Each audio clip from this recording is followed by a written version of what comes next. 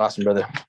Yeah, so I wanted to talk about this call tonight because I've seen people post in other groups before, and they're like, "Hey, what happens if somebody else brings me a buyer?" And they try to everybody that I've seen in the real estate business, they set up these artificial walls for themselves.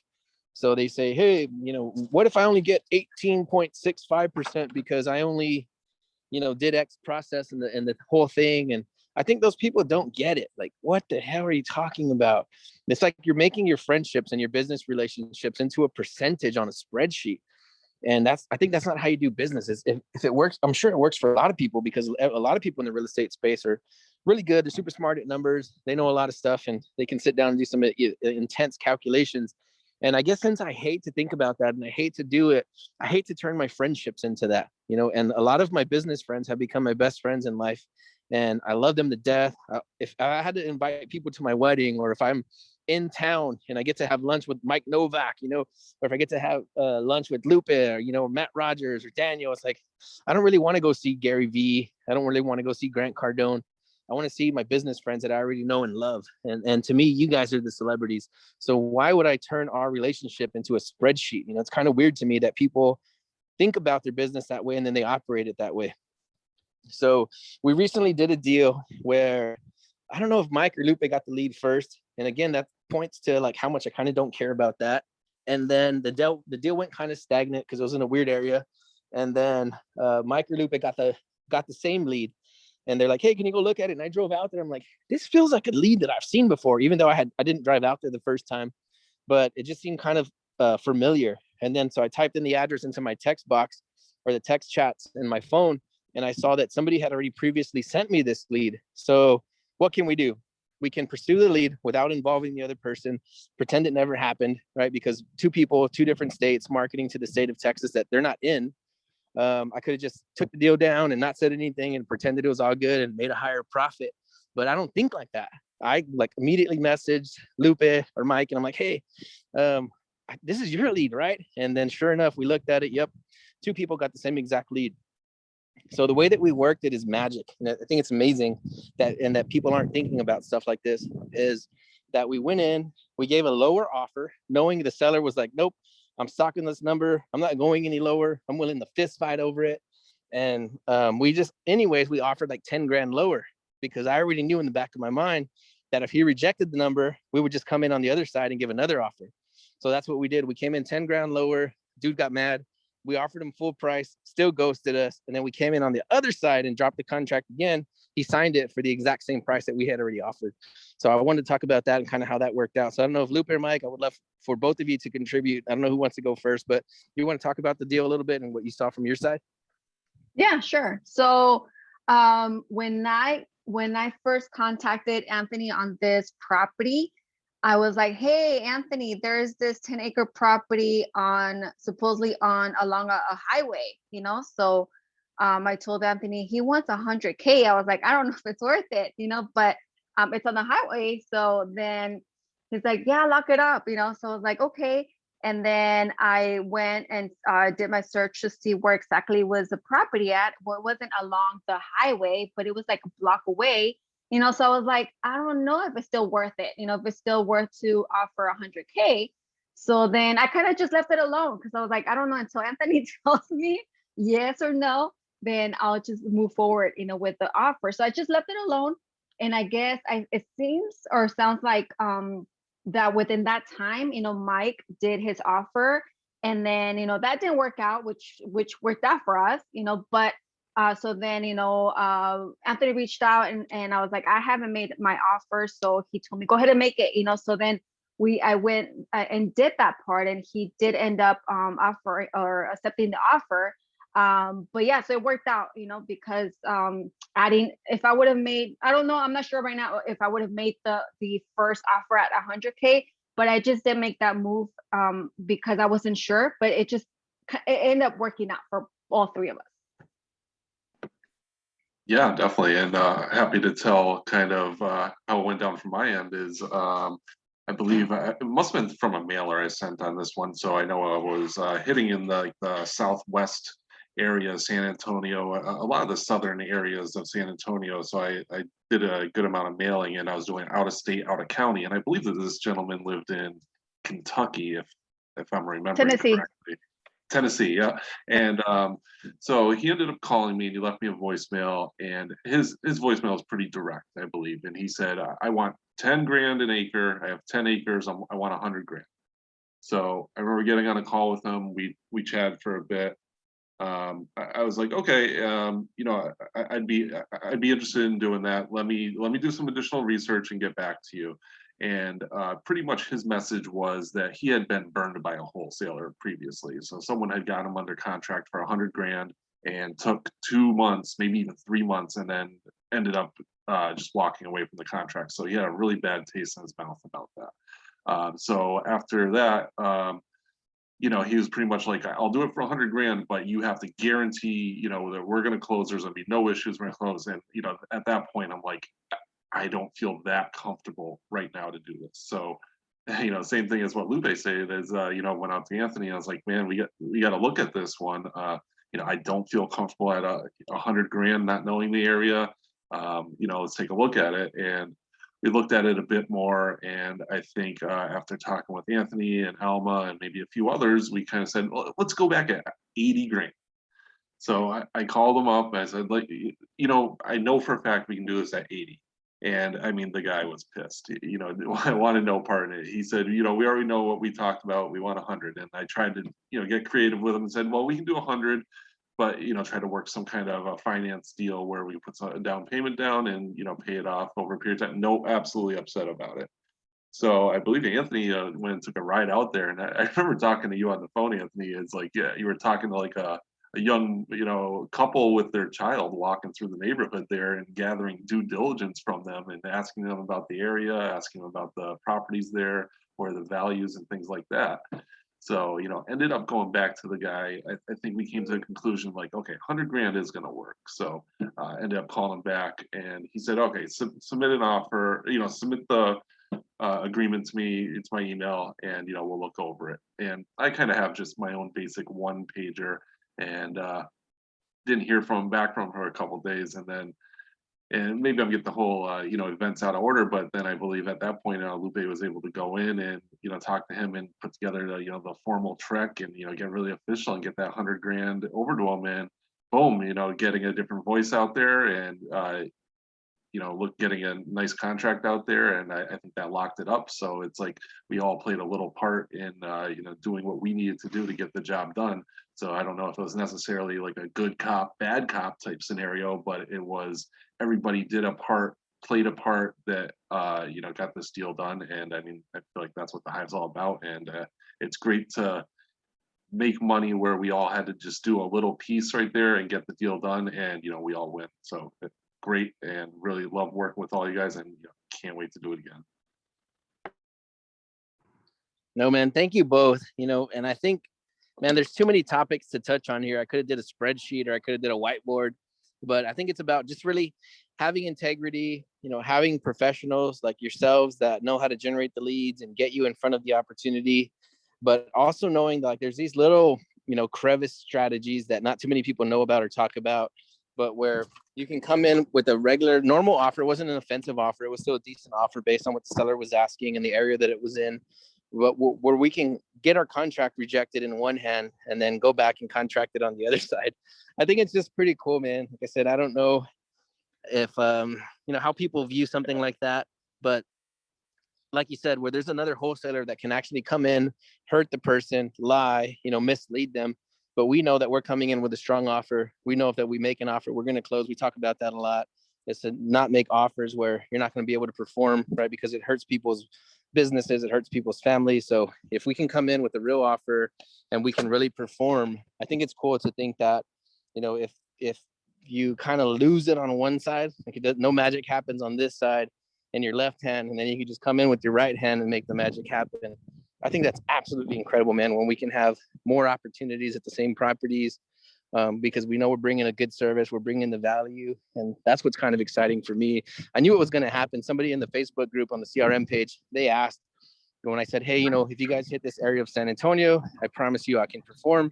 And then somebody was like, well, what if we get the same lead? And then to me, that's kind of, it's a funny question, because in my mind, I'm like, then we all win. What do you mean by that? It never occurred to me that if we got the same lead, that it would lead to something negative. Like, I'm thinking that's amazing. So this is the first time that it happened. And then it turned into, it bared, and, you know, it turned into like, it bared fruit. So I'm like, man, that's exactly what I envisioned. So it's cool to see it happen. It's cool to talk about it. And that's kind of what I wanted to share, is that there doesn't have to be a conflict. You know, people talk about oversaturation, market saturation, competing for the same leads. Somebody earlier, I mean, a few days ago, they talked about a conflict of interest. And I'm like, what the heck do you mean? If there's 3 of us or 4 of us working on the same deal, some magic is going to happen. So I'll tell you, the buyers on this deal turned out to be 2 other Hive members, you know, and her son. So it's like, how can you be competing with yourself or your own people if we're the ones that generated the leads and then somebody else in the hive mind bought it? Like, it's the most perfect, most beautiful scenario that anybody could possibly imagine. And for it to have happened on the very first like opportunity, it's like, it's too good to be true. It's too textbook. It's almost like a fake setup. Like, if there was a perfect scenario, it would have happened exactly like this deal happened, and then it did. And if it was somebody just telling you this, you know, sitting like in a cafe or something, it's hard to believe. It's like, come on, that's too good to be true. But it literally happened. 5 different hive members involved, 6 different hive members, including Michael, Alma's son, who ended up being the end buyer. It's like, this is so cool. It's so cool to be a part of something where the too good to be true scenario is happening over and over and over again. It's not just a one-off thing. It's so everything about it is too good to be true. And I love it. I love being a part of it. I love talking about it, hanging out with people like you, doing business with people like you. And it's just, to me, it's mind-blowing. I could talk about it day and night. Like, I don't know if I'm going to laugh or cry right now, but it's so cool to just be a part of it with you guys. Yes, definitely, Anthony. Thank you. It's been great working with you and Mike and other Hive members as well. Absolutely, I second that as well. And everybody I've worked with in the Hive has been great, and definitely collaborate with many people on the Hive all the time, and I'm always learning. Hopefully I'm adding value to other people as well, but it can only get better. We can only do more deals, and I definitely look forward to it, because as smoothly as this one went, I could do this every week. That would be fantastic. But yeah, definitely thank you to everybody involved, and thank you to just all our support in general from the Hive. So definitely been great, and I know we have a great future to come as well.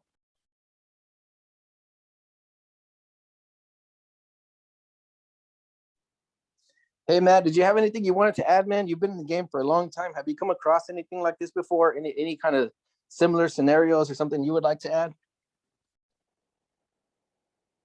I definitely like what you guys did with kind of taking both, taking the approach of, it didn't work with one, so send a contract with the other.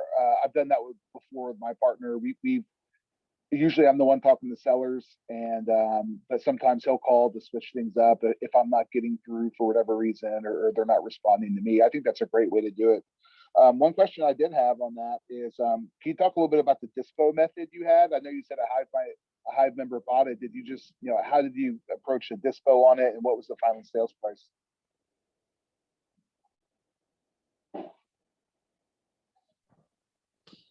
Yeah, man. Mike or Lupe, do you guys have anything on this one, or you want me to go? You go.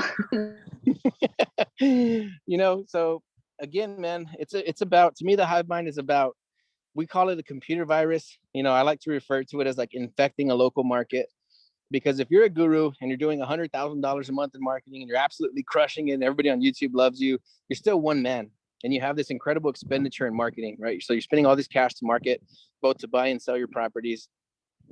So I like to think about that the more that we saturate a market, the more hive members that there are in a local market, then the better chance we have of both acquiring the properties and then also dispoing them. So then this property was it's the easiest thing that ever happened, because signing it up, even at 100, I knew, okay, worst case scenario, if we have to close on it, no big deal. We'll make it happen. It's in a safe price range. I think it's pretty decent how close it was to the highway. So no, man, just by me calling another hive member locally, I called Alma and said, hey, can you help me sell this? And she saw it and she saw the price and she was like, we'll take that one. And I'm like, what? So I didn't even have to blast it out, man. I have some pretty intricate processes for posting properties on Facebook Marketplace and then boosting those. I have a specific way that I word them. I put them both in English and Spanish, so that gets pretty intricate. And then I've been networking with EXP agents, EXP Realty. We've been giving them free leads to help us dispo properties. So I have a pretty strong EXP strategy that I use for dispos. Me personally, I never sell to institutional buyers like builders or any kind of investors. I always sell to the retail market. So as far as dispositions go, I feel pretty strong in that regard. But this one was so easy that, yeah, we just got the contract. And then another Hive member said, I'll take it. And they bought it. They paid us the assignment fee. They closed on it when they said they were going to close on it. There was no, being wishy-washy or anything like that, man. So this was just, again, like a dream scenario, too good to be true. So I think having other people in your network, powerful people in your network, especially in your market where you're working and where you're doing deals, it's just proven to be invaluable, man. And it is like the stairway to heaven. It's just too good to be true. And that's all it was. It was just having more people in the market than you normally would as an individual. And it just worked out in everybody's favor. We got it for 100 and we sold it for 120. So it wasn't a massive deal, but deciding how we were going to split it up, super easy. The end buyer will probably make like 6 figures on this one. So it was just a cool deal all the way around. That's fantastic. And that just speaks to the power of the network. The more people you have that that know you and and you can share deals with and things like that. I mean, stuff like that happens all the time. So kudos to you guys. That's fantastic. Thank you, Matt. Yeah, and thank you for kind of participating and recognizing that. But that's what the Hive Mind was designed for. It's like if we can have, let's say if you're a big time wholesaling firm in a major city, Phoenix, Arizona, and you got 20 or 30 people, both acquisitions, dispositions, and DAs, and you have this real, intricate, amazing structure. That's cool, and there's something to be said about that because obviously people are crushing it in that field, in that business. But with the Hive Mind, like, what if you don't have 10, 20 or 30 people? You have somebody's pretty loud. What if you have 1,200 Hive members in the city? So you have that many people putting in the work, grabbing the leads, helping with the dispo. There's really no way to compete with that type of entity. So to see it working at this very, very, very small, low entry level, yeah, to us, we're already blown away. We're just over 100 people, and we're like, man, we're moving mountains already. So I can just imagine what happens a year from now or 2 years from now when there's 1,000 Hive members in the city. Like, yeah, it's going to be absolutely insane when you have that many people working on moving the same products.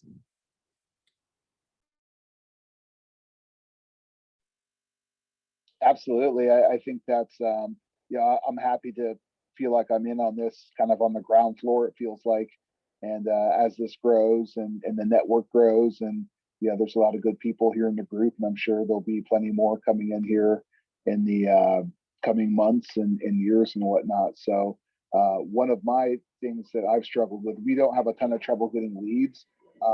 We've kind of altered the strategy over the last year or two, and with varying rates of success. So one thing that we're trying to get away from is just wholesaling everything.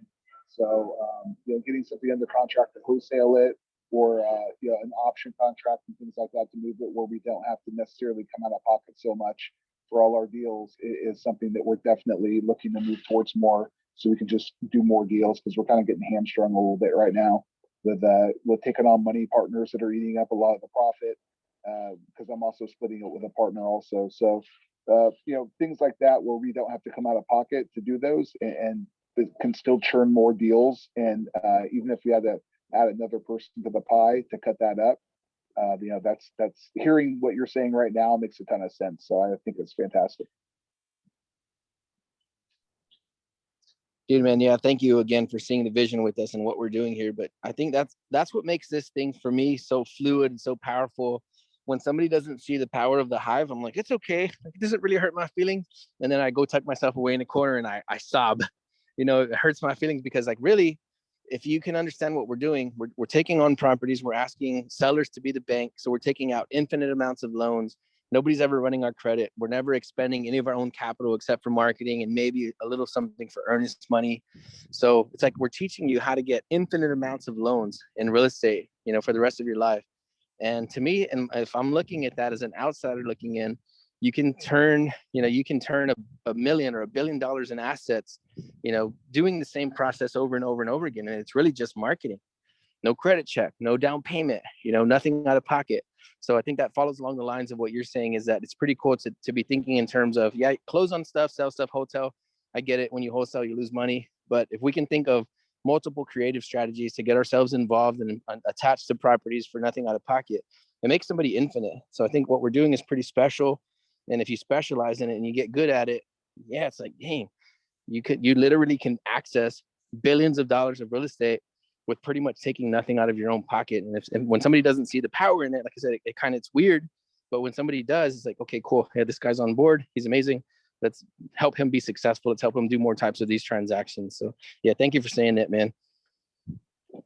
No, absolutely. And I also think that, the power of trying to leverage seller financing, even if it's a short balloon or something like that, to buy yourself some more time to move the property, or an option contract, or whatever that may be. And maybe you can speak to that a little bit more about some of the very specific strategies you're using, whether it's a couple of those or more or whatnot, to get the properties tied up and get control of those without having to necessarily come out of pocket. Because I know there's, you can look at 4 or 5 different ways to get some of those things done. Dude, yeah. So there's a phrase that I kind of made up. I've never heard anybody else say it before I started doing it. And then I invented a phrase for it afterwards. And I call it intent to perform. So if you sign a purchase agreement and you say, hey, I'm going to buy your 10 acres for $100,000, you better perform, right? Because if not, you're committing a fraudulent act. So that's a whole different set of thinking. It's more traditional. If you're going to lock something up, you better be able to close on it legally, morally, ethically, amazing, right? You better be able to perform. But I thought of something that we're doing, and we have the intent to perform. So if you get a property under contract and it's $100,000, $200,000, and you're going to sell it for $300,000 or $350,000, sometimes, right, there's like novation agreements and other things that you can do to be a contributor to the property. So the person has a property that's worth 200, or sit the way that it's sitting. But if they would put some money into it, fix it up, make it look better, they could sell it for 300, 350. But the person just doesn't have the capital, the time, the bandwidth, the knowledge to be able to perform, to do that kind of stuff. Then there's nothing they can do to increase the value of the property. So we come in and we say, hey, okay, I'll give you the 225, but I'm going to spend 10 to 20 to 30,000 of my own dollars. Maybe you're 10 or 20 or $30,000 in hot water. I'll go ahead and get you out of hot water to remove the pain from your life and the stress. I'll put more capital from my pocket into your property to bring the value up, so that when we sell it on the marketplace, there's more profit for you, and then I can make something myself. So it's the intent to perform. So I say, okay, you want 225, I'm going to spend at least 25 to 35 to get the property back up to par. And then I'm going to shoot for about 330 on this thing, right? So I'm probably going to pocket somewhere around 75K if I perform. What if I don't come up with 20? What if I don't come up with 30? What if I don't do it? What if it doesn't happen? But at the end of the day, if the seller said they were going to take the 25, then we signed the contract, the 225, and then they get their 225. I've already performed. I did what I said I was going to do. And sometimes you don't have to do the improvements on the property. If you market it properly, if you're really aggressive in your marketing efforts, both paid and unpaid. But as long as I get the seller what they were asking for, I had the intent to perform, getting done on the property, what needed to get done, and I gave them their money, I fulfilled my obligation. I fulfilled my side of the contract based on what the person said that they would accept. So I think that's probably part of like a novation agreement, agreeing to do something. So yes, I'm going to get you your 225. It may or may not cost me 20 to 50,000. And at the end of this deal, I probably make 50, 75, 100, $800,000 on one of our more recent ones. I did what I told you I was going to do, and I got you the money that you needed. I got you out of hot water. So I think intent to perform is pretty powerful, because it says that I'm going to do whatever I have to do to get you your money, no matter what it costs me in time and capital. And I think that's powerful. It's something that I have never heard before. Something that nobody's talking about is, yes, I'll come in here. I want to improve the property. I'm going to get you your money. And no matter what happens on my side, as long as I perform, I'm entitled to the rest of the profit. So that's kind of how you take control of properties, make something happen on a property that otherwise might not have happened. And that's what I've been doing a lot of lately, is just finding people that might be in a weird situation, and I'm going to get you out. maybe I'm gonna sue the foreclosing entity, do some kind of restraining order, whatever I have to do to help this person. That's my duty and nothing else. And then I'm entitled to whatever profit we agreed on.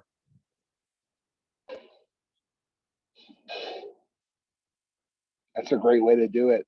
Yeah, I've tried that with a couple of sellers. I just don't think their motivation was probably high enough to want for them to want to go ahead and go through with that. But when you're finding somebody that's in some hot water, or is definitely has a motivation to act on that, then that's definitely a powerful tool. Yeah, man. And we talked about it right now on the podcast with Al Nicoletti. It's like, it's really, if you're doing high volume lead generation, you're going to come across everything, right? And there's a lot of properties that we come across that would otherwise be amazing profit for ourselves. But we just tell the person, you know what you really need? You need 1, 2, and 3. And you know what you don't need is me. So we just teach them how to recapture their equity, how to get the most out of their property, and we get nothing out of it. So if you're doing high volume lead generation, you're gonna come across everything. So I think it requires less skill, less explaining, less knowledge, but just coming across more deals, and then it puts you in a position like that where somebody's a little more motivated, a little bit more in hot water, where you can both benefit. We talked about on the call where somebody was going to give us half of the house, and they just didn't need us. So we told them that. We lost over $100,000 on helping that person. We didn't charge them anything for our time or energy. I drove to Laredo. So you don't always, it's not like you're skinning somebody, you're taking advantage. You're just looking for opportunities where there's some room for you. And when you hop in there with high volume lead generation, they kind of you just trip across them. There's really no skill or effort to find those deals. You just come across a lot of people, and then you find out where you can contribute and add value.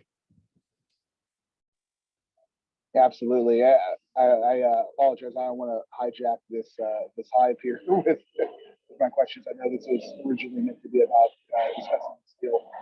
The questions are great, man. So we appreciate you asking them and contributing. Hey, Mike, do you got anything else, man? I know you're on fire right now, man. What you got? Yeah, I got some deals in the pipeline. I mean, I sold a lot. I mean, I took in over the last like 3 weeks, I took in 6 properties, or took in 5 and sold 6.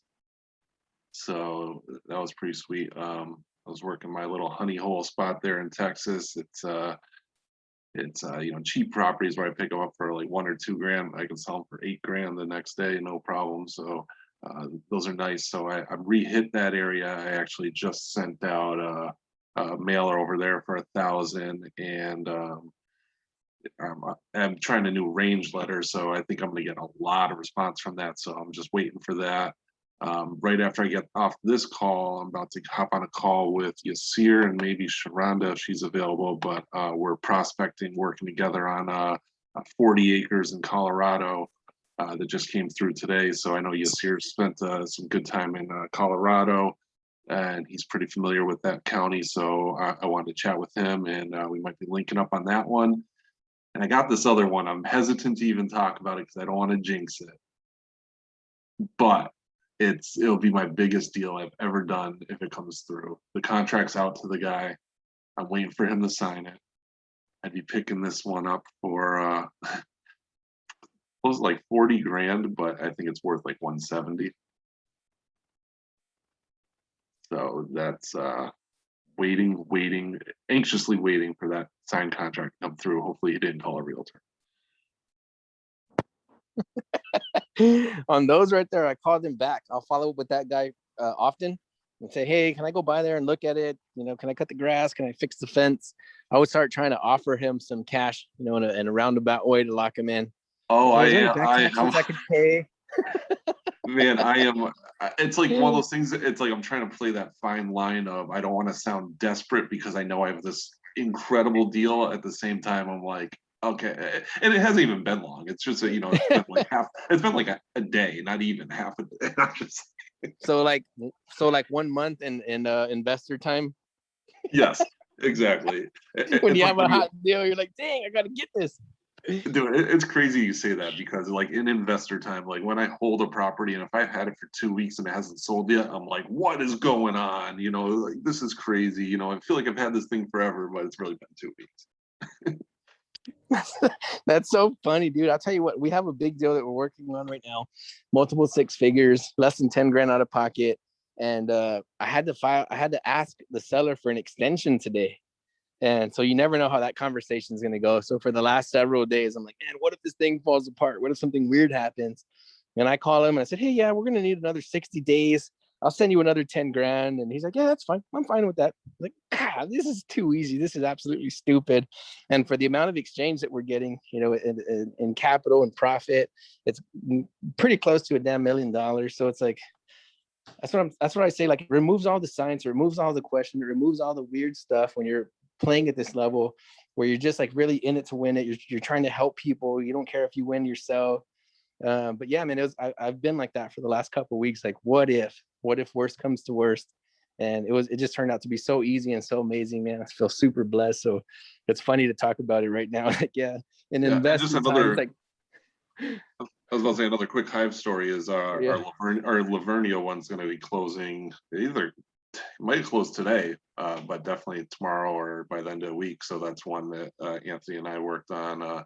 He worked his EXP strategy, and we ended up having that realtor's actually he bought it himself. So not a large profit one, but it's a nice deal to get done. And then I had another one in title in an area which I've been working on for at least 60 plus days, I want to say, and I reached out to Daniel for some help, looking into that, and he definitely, jumped in and stated he would take a look at it. But at the same time, title ended up clearing it, and I have that one locked up for sale, putting together an agreement on that one next day or so, waiting for the lawyer to drop some paperwork. So just more hiving.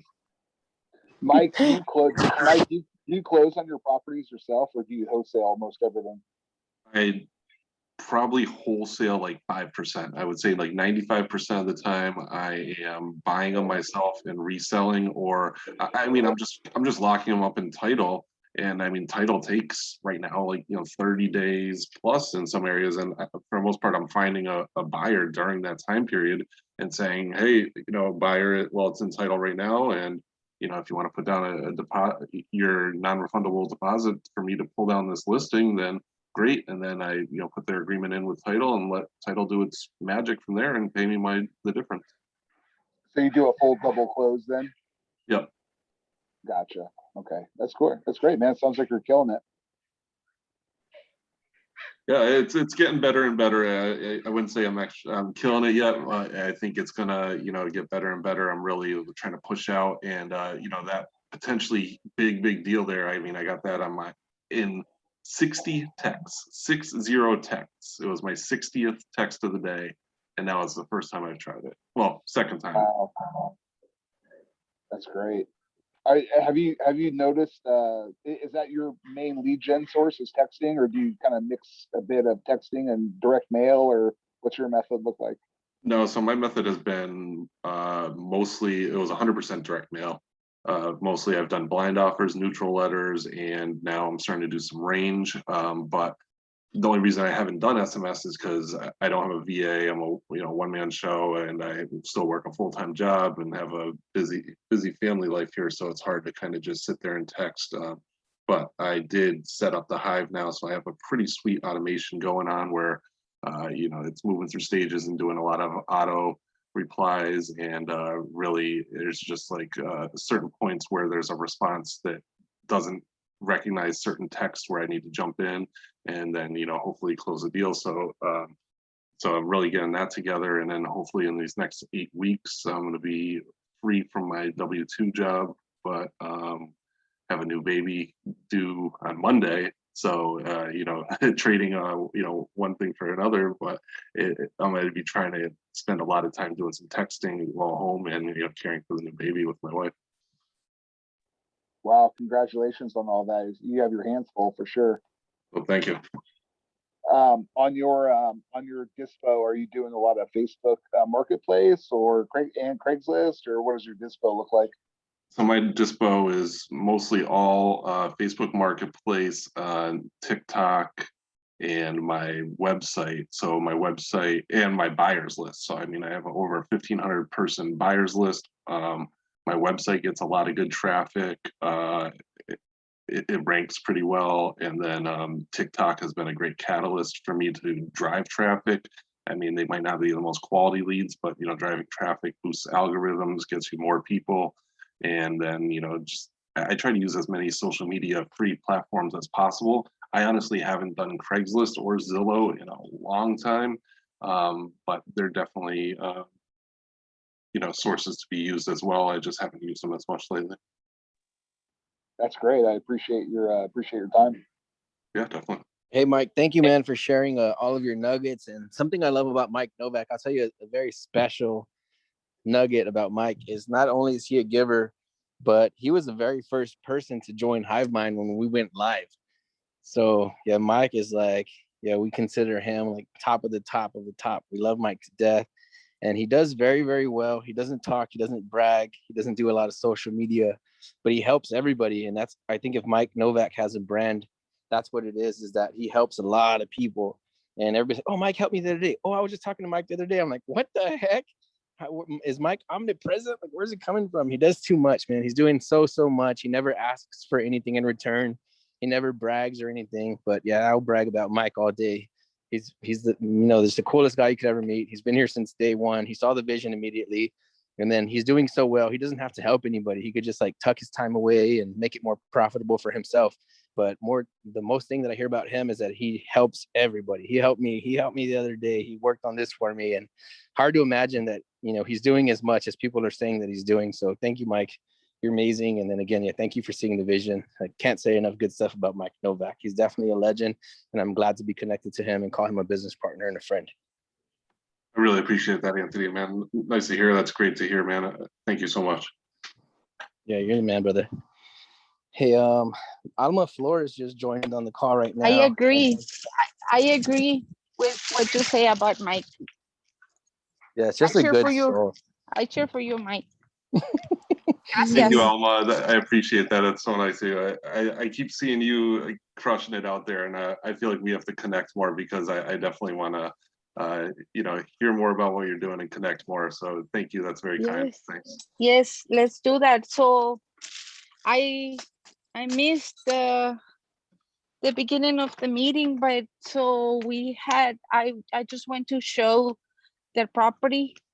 And I wanted to talk to Anthony. Well, Anthony called me later. We have to set up a lunch meeting with the buyer for tomorrow, if it's possible. I tomorrow I have a 2:30 with the priest at my church, and other than that, I'm free all day. I hate mornings, but I'll do like 10 and after. But I want to say something about Alma Flores. Yay. Alma is a force to be reckoned with. She's like the most powerful storm that ever hit on a coast in a country you've never heard of, so nobody talks about it, but she's a force to be reckoned with. So the very first time I saw Alma in a group, said, hey, does anybody want to buy a mobile home park? I'm a land buyer. I'm looking for whatever I can find, cash flow, mobile homes. I'm cool with everything. I was looking at mobile homes. I drove out to a little town about 45 minutes south of San Antonio that I've never heard of before, or that you really don't hear about too much. And she had a really beautiful property, really a beautiful mobile home. She was 50-50 partners with the guy. And we looked at it and I'm just like, you know what? This doesn't look like profit to me. This looks like I'm going to spend too much money here. But we talked, we went to lunch, we sat down, and she brought all these blueprints with her and all these surveys. And she showed me all these properties she was working on. I'm like, what the hell? I had never met anybody in the land space that was as deep as I was going, and then deeper, because she had all this paperwork with her. So I'm like, who in the heck is this? The most soft-spoken, coolest, nicest, sweetest, voice you've ever heard in your life, but she's absolutely killing it in real estate, absolutely killing it in land. And I'm like, what the heck? You know what I mean? Like, who totes around that big of a freaking hammer with them? And she just turned out to be a super sweetheart. We instantly vibed, instantly connected. As soon as we created the HiveMind, she's like, she came in right before like number 10. So she comes in as soon as it's open. She's like, hey, I'm in. I never asked her. I never called her. She said, get me in. And then now she's been doing the same thing. She helps everybody. She closes properties. She gets stuff funded. There's a guru in San Antonio who really doesn't comment on too much of my stuff. And all of a sudden, Alma goes in to help him close this big giant land deal. So I'm like, she's absolutely killing it. She's in every crevice of the land universe, and also the biggest giver you've ever seen in your life. She's a great mother. She's a great friend. Like, holy crap. I would just like you guys to meet Alma. And if you can tell us, Alma, like, what you did, where you came from, how in the hell did you get to where you're at? And then, like, how did you become so powerful? What do you got for us? Gracias, Anthony. Thank you. No, thank you for being here. Yeah, we love you to death. Yes, thank you. I'm about to cry. So Yes, I started investing in mobile homes, and I've been doing mobile home transactions for the last 27 years. And so I learned from this man that I work for as a contractor. He encouraged me to do a lot more. He encouraged me to be ¿cómo se llama? A contractor. And then he assigned me jobs to do, and everywhere he sent me, I'll go and I take care of whatever needed to be taken care of. And so back in 2011, I moved to San Antonio. He bought 57 acres with 374 space mobile home park that was closed down. And I did everything. I started working, cleaning up the property, uh, uh, putting services in the spaces, like they didn't have power or water, and we did that. I got the contractors to do it, and I have uh, I learned from here. And then he taught me how to buy my first mobile home park. So he did the negotiation, and then I learned how to do creative. I didn't even know that it was called creative, but we got it owner finance and some amount as a down payment, as Anthony is doing now. So I started doing that in 2013 with his help. Then going forward to 2017, I started doing things myself, like that. The very first deal, it was the mobile home park that Anthony was just talking about in Pleasanton, Texas. So we bought 5 properties, and those 5 properties we convert those properties into 12, because we replatted some land. That's where I got my knowledge about splitting tracts of land instead of selling as a whole chunk of land. If you divide the land with 1 or 1.5 of the sales of those properties, you can make what you pay for the property, and the other one is 100% like free. It's like free. That's Anthony's dream, to buy a chunk of land and just sell a piece and then just keep the rest. And then, pues, thank you for Anthony for believing in me and answering my text. I started helping him finding buyers, and I started going with my mentor, Brian Ponciano, and he got in my mind. He changed my mindset, and I started doing a lot of more deals and going out there, raising money, investing in other with other ladies also that follow me, and here we are, just sharing and growing all the time. And thank you for your kind words, Anthony. Nombre, cállate. I'm gonna tell you something about Alma Flores right now. She's leading a women's group, right? Like Sharonda Love. She's leading the local women in her local market, teaching them how to invest in real estate. She's a giver. She's helping everyone with everything. She's finding buyers. And then right now, I don't know if I can say it or not because you haven't brought it up in public, but I'm gonna say it. She freaking buys a mobile home park, and she's gonna make it into like a homeless veterans like assistance program. Like, what the heck? Nobody does that, you know? Like, nobody's thinking on that Yes. level. Everybody's just thinking about profit. What's in it for me? Alma comes in again and freaking shakes the world again. So yeah, man. Like, you want to tell us about that?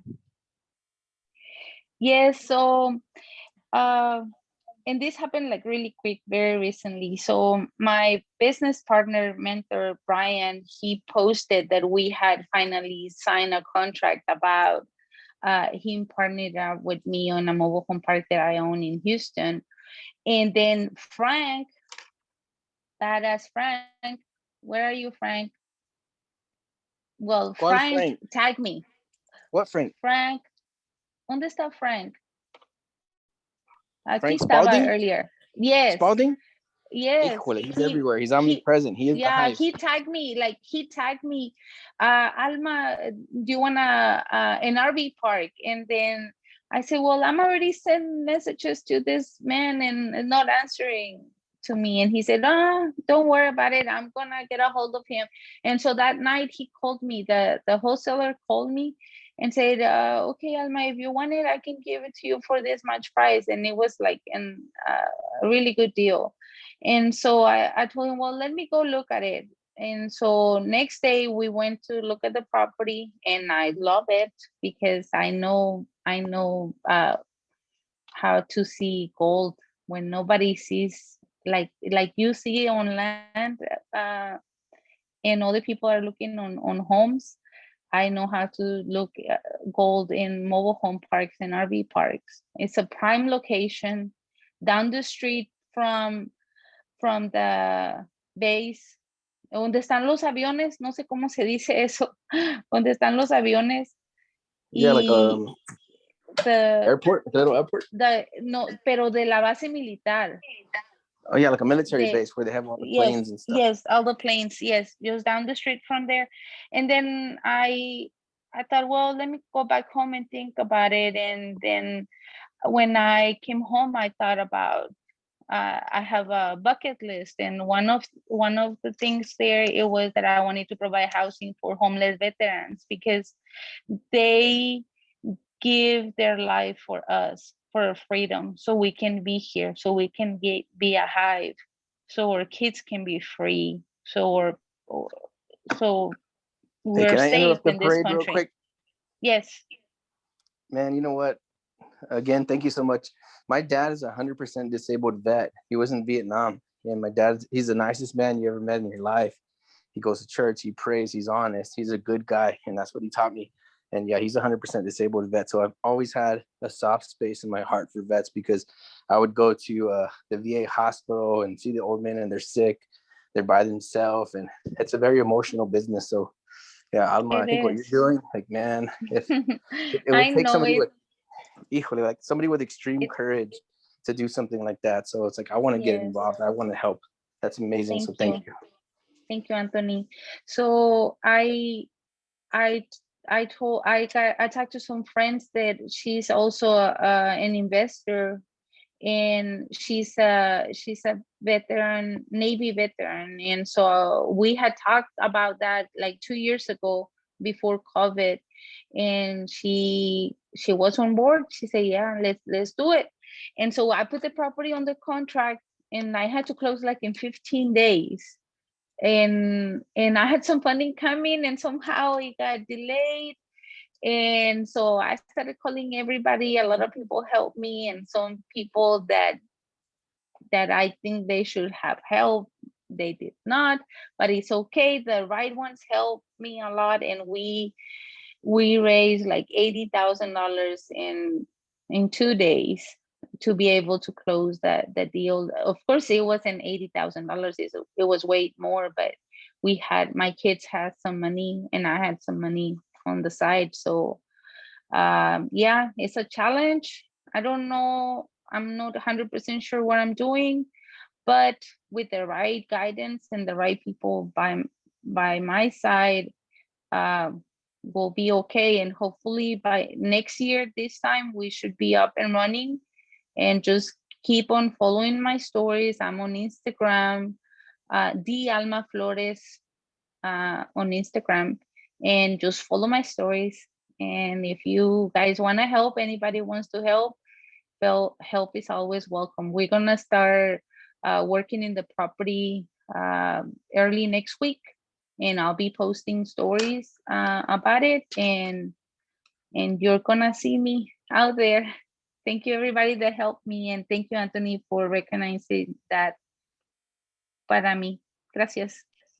No, thank you, Alma. And then sometimes I know you're busy. I know you're crushing it. And it's so funny because people call me and they say, hey, Anthony, can you help me with something? I'm like, oh, yeah, sure. Like, I know you're busy. I'm sorry. I don't want to bother you. And then I'm like, dang it.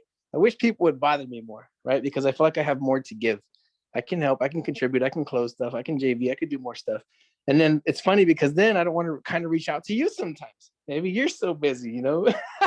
Igual, the same problem. Like, I don't want to bother you. And then for you, you're like, no, but call me, let's do some more deals. But when you So- call me, I'm there. Like if I'm in town, I'm there. If I'm not in town, I have people that can make the things happen. Like You know what it Olita, is? Alicia.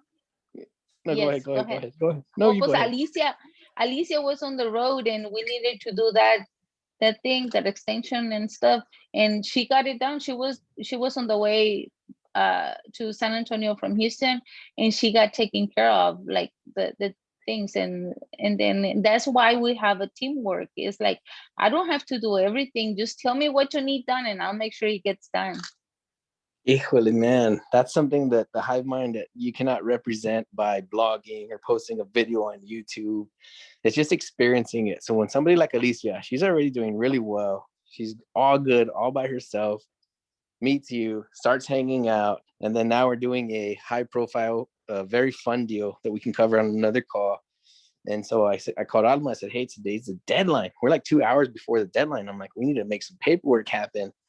And it's like getting a hold of the attorney who does it. Nope. Alma, she's like, I'm at dinner. I'm having lunch with some friends. And then she calls me back. Okay, we're sending it over now. Like, what the heck's going on here? Like, she already has her own little powerful hive that can meet tremendous expectations last minute, on the second, at the buzzer. And it's like, for her, those are parlor tricks. Like, it was so easy. She did it so effortlessly. And then Alicia contributed. And that's what a hive is. It's like, you always have an alley-oop. You always have a game-winning shot forever now. And so knowing people like Alma that perform and they do what they say they're going to do, to me, that's more powerful than percentages and numbers and spreadsheets. It's like when you have somebody like her who kind of really cares what the numbers are, because, anytime you need her to make the game-winning shot, it's going in. True. You don't have to ask anybody. True. Gracias. Like, if somebody takes a look at what we're doing, es cosa de alarma. Like, what the heck? Like, everybody should come over here and watch this. And so the people that don't, like, it doesn't offend me. I don't feel nothing. I just feel like I kind of feel bad for them, because, like, I wish you could see what's happening over here. So if it was just me, right? Let's say it was the Anthony show and everybody's like, look at all the stuff he does. But there's no Anthony show. I don't even exist. I'm trying to make sure that the people around me are making their own show and having their own good experience. So much so that I just have unlimited energy. Like you said, like, it's hard for me to fall asleep at night. Sometimes I got to pray or I got to meditate for a whole hour just so I could get ready to go to sleep. So no, it's fun to talk about and think about, and that's what it really is. It's us contributing back to other people, and then it's infinitely rewarding. I cannot sleep at night. No, it's cool. Yeah. So, hi, Claudette. Miss Claudette, are you available? I'm right here. I'm just soaking it all in. I know you are. You've been starting to lock some stuff up. Claudette's on the phone. Yeah. She's sending emails. She's sending offers. She's sending option contracts. Claudette's moving. What's up, Claudette? You want to talk to Alma for a little bit and see how both of you are crushing? It's just being consistent with what I'm doing. I find I lack consistency sometimes, and just making the calls, even if I don't think it's good, I'm still gonna make a call. And I get myself familiar with the verbiage and how Anthony's very smooth with it. So I try to use the same language. Not as smooth. I'm still stumbling a little bit, but I'm getting through it. And I've met some really, really, really nice people, through making the calls. And sometimes I find even if you don't make the deal, the connection in and of itself is great as well. Like that. So Anthony, I sent Anthony a deal. We talked about the 12 acres in La Feria. And Anthony got on the phone with the guy 3 times. So they said, you know what, Noah, we're going to go to a realtor. And I said, fine. I said, I wish you much success. You know what, just keep me posted. It was nice meeting you. Got off the phone. A couple of days later, his realtor called me and says, yeah, the guy said, you're a nice lady. You and Anthony are nice. So he still wants to do the deal with us. And the seller is going to pay the realtor. And we got just about everything we wanted. So good. Congratulations. Yeah, thank you. So nothing's dead until it's dead. True. Like that. So having a good experience. Awesome. And then also when you practice more, you're fearless. Like the Mm, more you do, like you get more confident in yourself Right. and making offers and how to Right. talk to people, and it's just you become fearless and then you're Yeah. on fire. Yeah, absolutely, absolutely. And Alma, if there's anything I can help you with that new project, just let me know. Thank you. I'd be more Thank you. than happy Yes, to. I think you would be really good on helping me post, because I see Fine.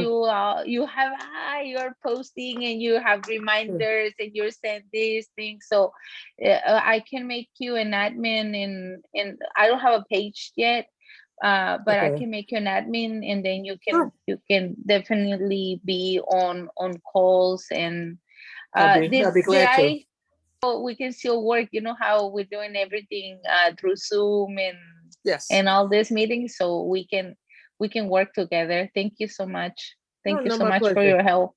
My pleasure. Thank Now, you. Alma, can I ask you a question? Now, Yes. how is it being marketed to get the properties, the spaces sold? How is that happening? Or is it, Which or is it not ones? like that? Which For your ones? park for the veterans, how's that? Oh no, That's not I'm not sold? gonna sell. It's 12 acres of land, Okay. and we're leasing.